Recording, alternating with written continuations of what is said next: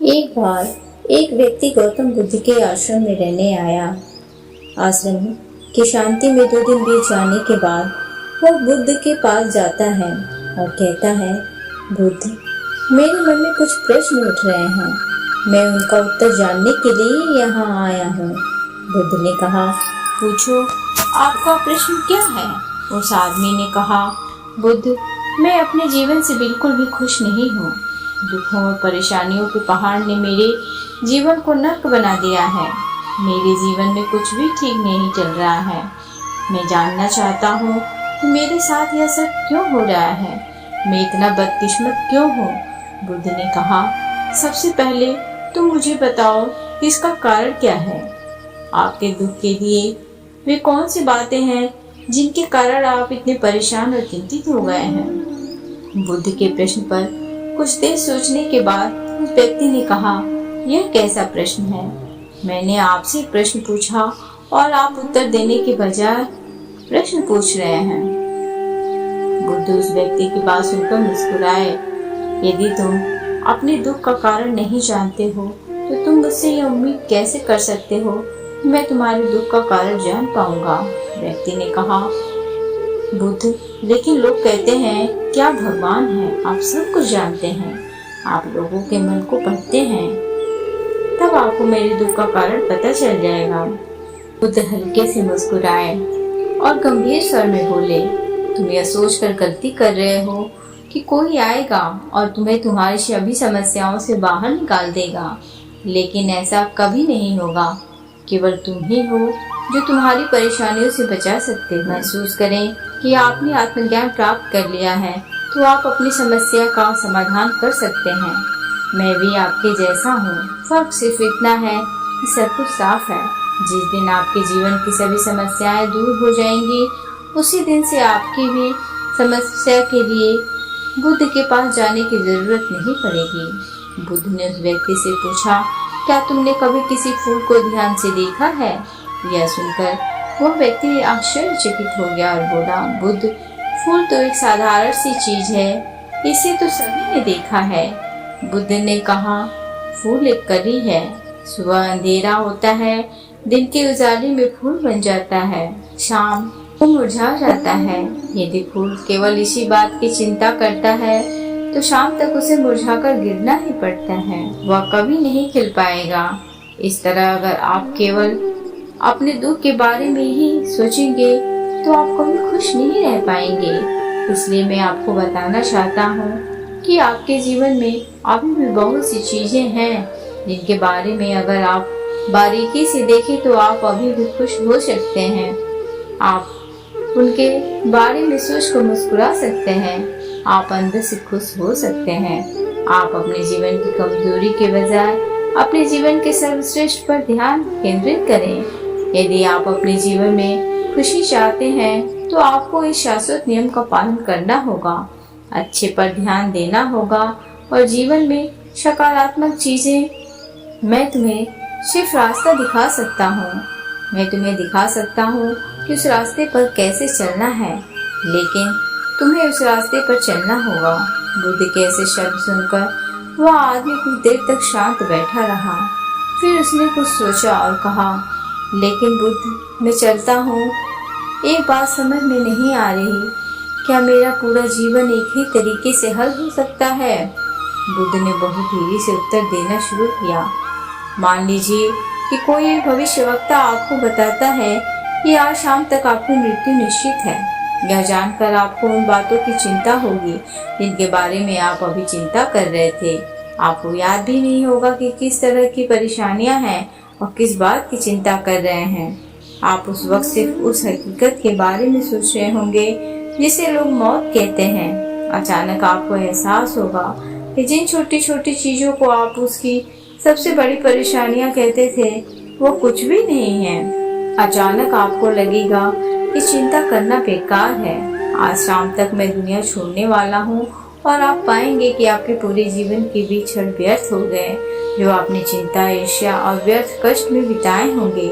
लोग बोलते तो हैं लेकिन अंदर से कभी स्वीकार नहीं करते कि एक दिन उन्हें भी इस दुनिया से जाना है। उनकी इच्छाएं इतनी प्रबल होती हैं कि वे खुद को अमर मानते हैं। सुख और दुख दोनों ही अस्थायी नहीं है, यह हमारे कार्य और विचारों से निर्मित होते हैं। वो आदमी जो बुद्ध की बातें सुन रहा था टोकते हुए बोला, तो आपके कहने का मतलब यह है कि मैं हमेशा सोचता हूँ कि मैं मरने वाला हूँ। क्या यह सोच मेरी सभी समस्याओं का समाधान कर देंगी? नहीं, ऐसा कभी मत सोचिए।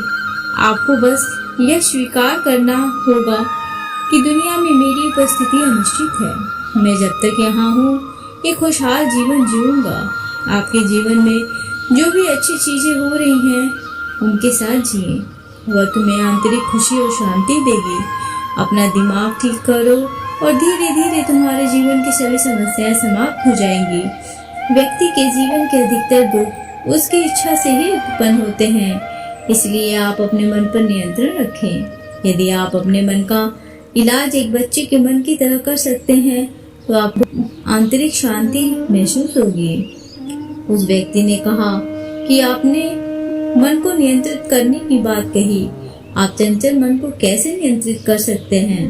बुद्ध ने कहा कि सबसे पहले तुम्हें सुख और दुख के बीच अंतर समझना होगा। आपको सबसे पहले यह जानना होगा कि आपके लिए खुशी और दुख का क्या मतलब है। इसके बाद अभ्यास के द्वारा अपने मन को इस प्रकार तैयार करना है कि आप न तो खुशी के मौके पर ज्यादा खुश हों और ना ही दुखी होने पर ज्यादा दुखी हों। आपको खुद को पूरी तरह से मध्य में रखने का प्रयास करना होगा, जिसे मैं मध्यम मार्ग कहता हूँ। यदि आप अपने जीवन में गहराई से उतरेंगे और यह पता लगाने का प्रयास करेंगे कि क्या चीज आपको खुश करती है और क्यों, तो अंत में आपको केवल एक ही उत्तर मिलेगा कि आप आपके सभी दुखों का कारण हैं। आपकी इच्छा, आसक्ति, इच्छा, ये सब आपके मन द्वारा निर्मित है। इसलिए यदि आप अपने मन पर नियंत्रण कर लेंगे तो आपके सभी दुख समाप्त हो जाएंगे।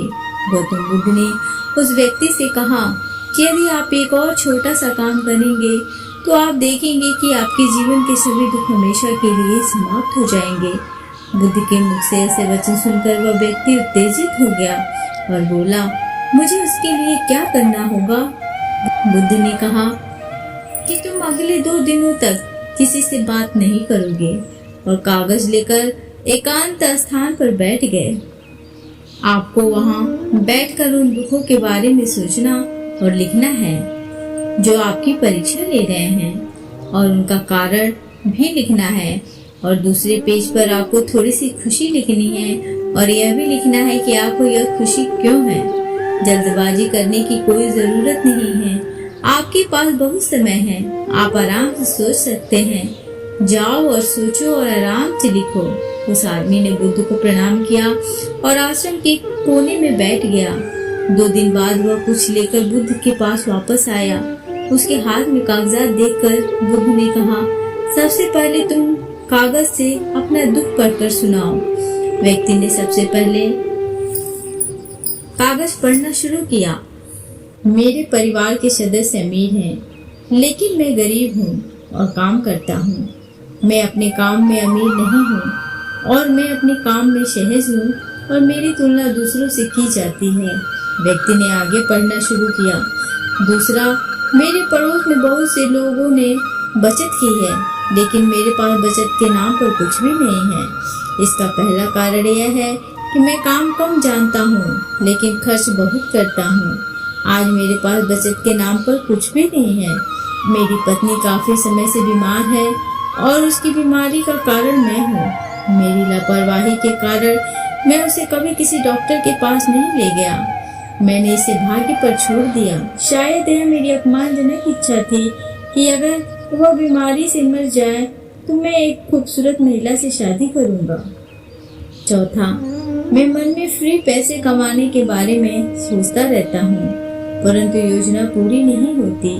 मैं दुख के सागर में डूब जाता हूँ, फिर यह दुख मुझसे सहन नहीं होता और इसका कारण मैं ही हूँ। मुझे पता है कि मेरे पास शराब पीने के लिए पैसे नहीं हैं, फिर भी मैं इसे पीता हूँ। मैं अपना दिन खुशी से जीता हूँ, लेकिन ऐसा करने में सक्षम नहीं होने पर देखता रहता हूँ। दुखी होता रहता हूँ। बुद्ध, ये मेरे जीवन के सबसे बड़े दुख हैं और गहराई से सोचने के बाद मैंने पाया कि कई उनमें से मेरे कार्यों और मेरे विचारों के कारण हुआ। ये सुनने के बाद उसने बुद्ध को खुशी का पेपर सुनाया। पिछले 2 दिनों में मैंने जो कुछ भी महसूस किया वैसा मैंने अपने जीवन में कभी कहीं नहीं अनुभव किया। पिछले 2 दिनों में मुझे एहसास हुआ कि वास्तविक शांति और आनंद कितनी महान है और मैं इसका अनुभव करके बहुत खुश हूँ। मेरी खुशी के कारणों की सूची बहुत लंबी है, इसे पढ़ने और समझने में बहुत समय लगेगा। उस व्यक्ति के मुंह से ऐसी बातें सुनकर वह व्यक्ति मुस्कुराया और बोला, सिर्फ आपके लिए ही नहीं बल्कि हम सभी के लिए कारण एक ही है। वह व्यक्ति अपना बहुत सारा समय बर्बाद करता है, आप दुख का कारण ढूंढने में लगे हैं। हमारा जीवन भी एक तरह से सुख, शांति और आनंद की तिजोरी है। बुद्ध ने उस व्यक्ति से कहा कि खुशी के सभी कारणों को साझा करने की जरूरत नहीं है, तुम उनमें से कुछ का पाठ कर सकते हो। वह व्यक्ति बड़ी मुस्कुराहट के साथ पढ़ने लगा। पहली खुशी, क्योंकि मैं जीवित हूँ और दुनिया में रह रहा हूँ और मैं स्वस्थ हूँ। मेरे माता पिता, एक पत्नी और 2 बच्चे हैं। ऐसे ही मेरे पिता के पास कई अनमोल खजाने हैं, जैसे मेरे माता पिता का प्यार, मेरी पत्नी का प्यार, मेरे बच्चों का प्यार और एक पिता की खुशी। दूसरा कारण यह है कि मैं कड़ी मेहनत कर सकता हूँ, मैं कोई भी काम कर सकता हूँ। आपकी आय में कोई बाधा नहीं आ सकती और आप अपने परिवार की सभी जरूरतों को पूरा कर सकते हैं। मुझे खुशी है कि मैं एक खुशहाल परिवार बना सकता हूँ। मैं अपनी तुलना अपने भाइयों, अपने पड़ोसियों से करता हूँ और आपने कृपा करके मुझे मानवता वाला इंसान बनाया है। सभी बुरी आदतों को छोड़कर आप सुखी और खुशहाल जीवन जी सकते हैं। और मेरे लिए सबसे बड़ी खुशी और सौभाग्य की बात यह है कि मुझे एक जगह मिल जाए और जब मैं इस दुनिया में हूँ, हमारी इच्छा और आसक्ति ही सभी दुखों का कारण है। मैं खुद को जानने की पूरी कोशिश करूँगा और मैंने कभी नहीं किया। जीवित रहें। जब आप अपने परिवार के पास रह सकते हैं, यह जीवन सबके साथ है। आपके जीवन में कोई भी परेशानी आपको घेरने की कोशिश कर सकती है। जीवन अपने आप से कहने के लिए बहुत छोटा है और इस जीवन में आप चिंताओं और दुखों को खुद पर हावी नहीं होने देंगे। शांति से बैठकर उस दुख का कारण जानने का प्रयास करें और यदि मिल जाए तो उसे नष्ट कर दें। इस तरह आप मानसिक शांति और कभी न खत्म होने वाली खुशी पा सकते हैं।